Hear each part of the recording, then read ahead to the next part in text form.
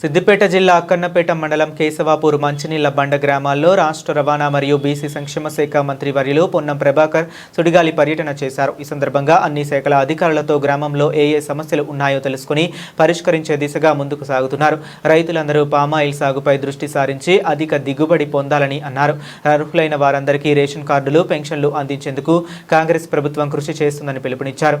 ఈ కార్యక్రమంలో ఆయా గ్రామాల సర్పంచ్లు నరెడ్ల కుమారస్వామి, కాంగ్రెస్ గ్రామ శాఖ అధ్యక్షులు బోయిని చంద్రం, అరోజు రమణాచారి, సీనియర్ పార్టీ నాయకులు ముత్తినేని రాజేశ్వరరావు, కేశవపూర్ మాజీ సర్పంచ్ గంధపు రమేష్, అక్కన్నపేట కాంగ్రెస్ పార్టీ మండల అధ్యక్షులు బుర్రా ప్రభాకర్ గౌడ్, వివిధ శాఖల అధికారులు, ఉప సర్పంచ్లు, వార్డు సభ్యులు, గ్రామస్తులు, కార్యకర్తలు పాల్గొన్నారు.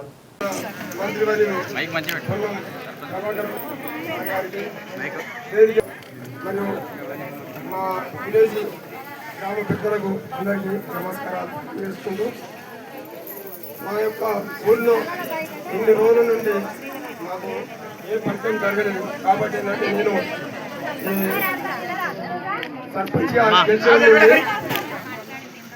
నేను సర్పంచ్గా గెలిచిన నుండి ఫస్ట్ స్టార్టింగ్ లో ఒక 5 లక్షలు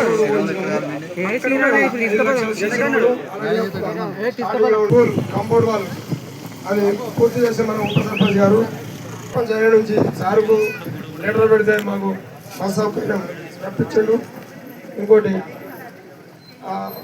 రోడ్ల విషయానికి వస్తే సార్ మొన్ననే మాకు ఒక్క సఫర్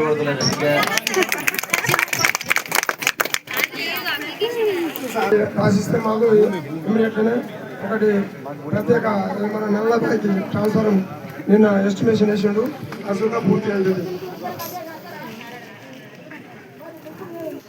నేను గెలిచాడు 72 లక్షల వరకు.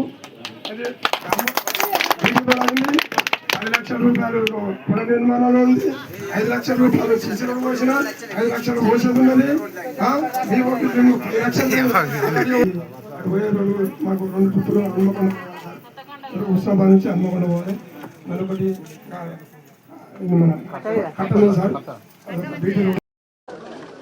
జిల్లా స్థాయి అధికారులకు, డివిజన్ స్థాయి అధికారులకు, మండల స్థాయి అధికారులకు, గ్రామ సర్పంచ్ గారికి, ఉప సర్పంచ్ గారికి, వార్డు సభ్యులకు, గ్రామ పెద్దలందరికీ, అదేవిధంగా గ్రామ అక్క చెల్లెలందరికీ పేరు పేరున హృదయపూర్వకంగా నమస్కారాలు. నేను మీ శాసనసభ్యుడిగా హుస్నాబాద్ నియోజకవర్గంలో ఉన్నటువంటి 173 గ్రామాలని పల్లె పల్లెకు ప్రజాపాలన, పల్లె పల్లెకు పొన్నమన్న పేరు మీద ఈ విధంగా గ్రామాల వారీగా మీటింగ్ పెట్టుకుంటా ఉన్నాం.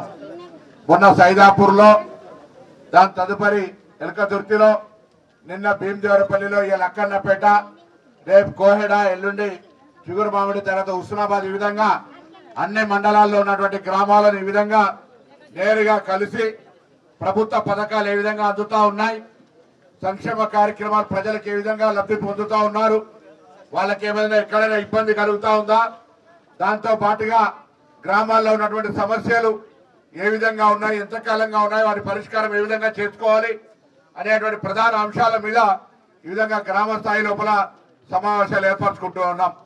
దీంతో పాటుగా నేను గ్రామస్తులందరినీ కోరుతా ఉన్నా, అధికారులు కొన్ని సూచనలు, జరుగుతున్న కార్యక్రమాలకు మీరు వివరించిన తర్వాత మీరు మీ గ్రామ సమస్యలకు సంబంధించి మీ సర్పంచ్ గారు కానీ మిగతా పెద్దలు ఎవరైనా సరే విజ్ఞాపన పత్ర రూపంలో కానీ లేదా దానికి సంబంధించిన అంశం మీద నాకు అవగాహన కలిగే విధంగా చెప్పినట్టయితే తప్పకుండా ఆ సమస్యలన్నిటినీ ఏ స్థాయిలో ఉంటే ఆ స్థాయిలో వెళ్ళి వాటిని పరిష్కరించే విధంగా వ్యవహారం చేస్తానే మాట సందర్భంగా మనం చేస్తా ఉన్నా.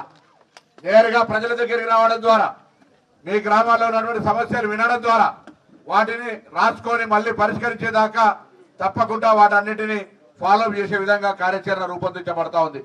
కాబట్టి దయచేసి ఈరోజు ముందుగా మనం పుట్టినటువంటి వాతావరణ పరిస్థితుల్లో వర్షాభావం ఉంది కాబట్టి, నీళ్ళు ఎక్కువ వర్షాలు పడతలేవు కాబట్టి ఉన్నటువంటి వర్షపు నీళ్లను లేదా ఏ విధంగా మన భూగర్భ జలాలు పెంచుకోవాలో ముందుగా జలసిరి కార్యక్రమం పేరు మీద ఆ ఇంకొడు గుంతలు కానీ, ఫామ్ పౌండ్లు కానీ తదితర అంశాల గురించి వివరించాల్సిందిగా ముందు కోరుతా ఉన్నా.